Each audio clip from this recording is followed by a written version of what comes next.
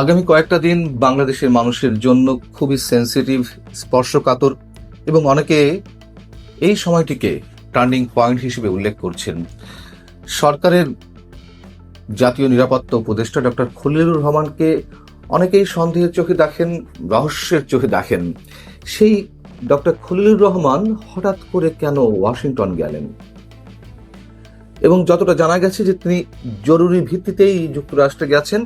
নির্বাচনের আর যেখানে 1 মাস বাকি সেটিকে সামনে রেখে এই সময় হঠাৎ তার যুক্তরাষ্ট্রের সফর বিষয়টি অনেকের মধ্যে কৌতূহলে জন্ম দিয়েছে।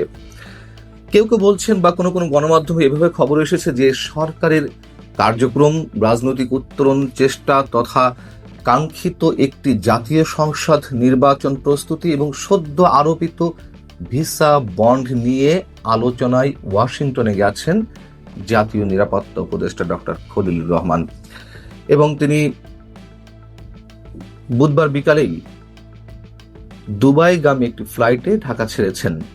এখানে একটু জানিয়ে রাখি, তার সফর সম্পর্কে অফিস আদেশে যেটি বলা হয়েছে, সরকারি অফিস আদেশ, সেখানে লেখা আছে যে তিনি একই সঙ্গে যুক্তরাষ্ট্র এবং আরব আমিরাত সফর করবেন। সফরের সময়সূচি সম্পর্কে বলা হয়েছে 8 থেকে 12 জানুয়ারি। প্রশ্ন হচ্ছে যে তিনি একই সঙ্গে আবার আরব আমিরাত কেন সফর করবেন? এই মুহূর্তে আরব আমিরাতের যে কোনো বিষয় আমাদের কাছে বিশেষভাবে উপস্থাপিত হচ্ছে।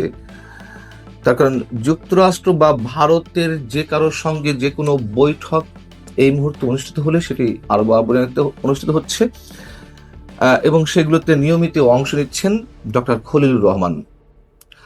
আবার একটু খেয়াল রাখার বিষয়, বাংলাদেশে নিযুক্ত যুক্তরাষ্ট্রের নতুন রাষ্ট্রদূত ব্রেন্ট ক্রিস্টেনসেন তিনি ঢাকায় আসছেন আগামী 12 জানুয়ারি।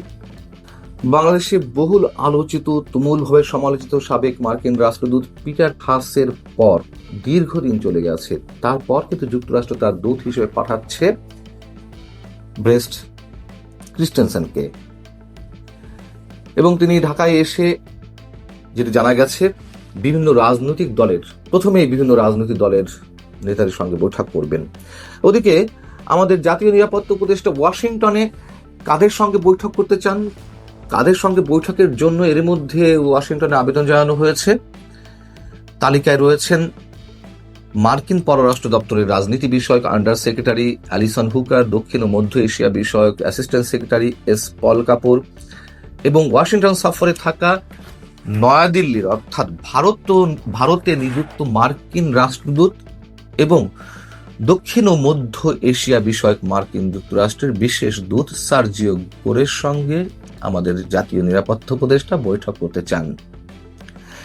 যাদের সঙ্গে তিনি বৈঠক করতে চান বা বৈঠকের সম্ভাবনা রয়েছে, যাদের নাম উল্লেখ করলাম, তারা কি সবাই ভিসা বন্ড প্রক্রিয়ার সঙ্গে যুক্ত? অর্থাৎ যেটি ওপেনে বলা হচ্ছে যে তিনি ভিসা বন্ড প্রক্রিয়া যে জটিলতা দেখা দিয়েছে সেটি নিরসনের জন্য ওয়াশিংটনে গেছেন। এই যে ব্যক্তিগুলোর নাম বললাম, তারা কি এসব বিষয়ের সঙ্গে জড়িত, নাকি এই দক্ষিণ বা মধ্য এশিয়ায় বিশেষ রাজনৈতিক প্রক্রিয়া বা পরিকল্পনার সঙ্গে এই মানুষগুলো জড়িত? একই সঙ্গে আমি একটু পল কাপুর সম্পর্কে বলতে চাই, যিনি দক্ষিণ এশিয়া বিষয়ক মার্কিন আন্ডার সেক্রেটারি দায়িত্ব পালন করেছেন। তার জায়গায় স্থলাভিষিক্ত হয়েছেন পল কাপুর। এই পল কাপুর দক্ষিণ এশিয়ায় বিশেষ করে পাকিস্তানের জঙ্গিবাদ বিষয়ে যথেষ্ট গবেষণা করেছেন, যথেষ্ট পড়াশোনা তার, এটুকুই ইঙ্গিত দিয়ে রাখলাম। এখন ভিসা বন্ড এর তালিকায় বাংলাদেশের নাম যুক্ত হয়েছে, খুবই একটা দুশ্চিন্তার বিষয় বাংলাদেশের মানুষের জন্য। ভিসা বন্ড সম্পর্কে একটু বলে রাখি, তারপর আবার ডক্টর খলিলুর রহমান সম্পর্কে আসছি। ভিসা বন্ড হলো এক ধরনের আর্থিক নিশ্চয়তা। আপনারা এর মধ্যে জেনে গেছেন, যারা এই বিষয়ে এর মধ্যে আগ্রহী হয়ে উঠেছেন। কিছু নির্দিষ্ট কিছু দেশের ক্ষেত্রে বিদেশি নাগরিকদের সাময়িক ভিসা দেওয়ার আগে এমন জামানত বা নিশ্চয়তার কথা বলা হচ্ছে, যেন তারা ভিসার শর্ত, বিশেষ করে যে কয়দিনে ভিসা পাওয়া যায় তার সময়সীমা মেনে চলতে পারেন যে কেউ।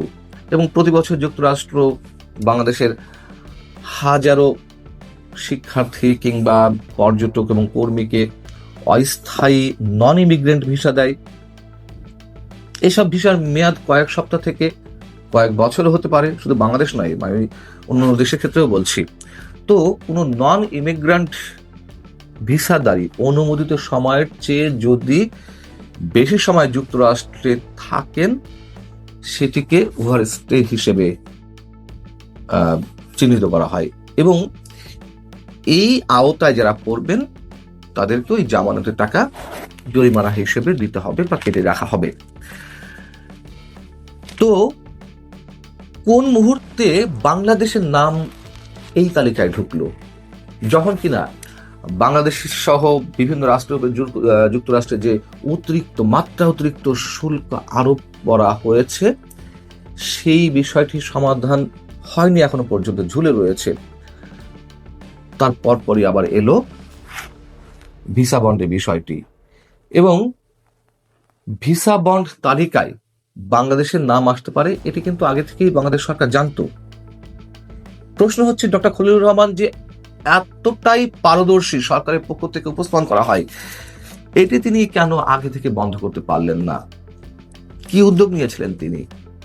এবং একই সঙ্গে প্রশ্ন যে এত পরিকর্মা লোক বিদেশ থেকে ভাড়া করা আনা হলো, মার্কিন নাগরিক, তার যুক্তরাষ্ট্রের পাসপোর্ট রয়েছে, সেই ব্যক্তি গত 15-16 মাসে কি করতে পেরেছেন?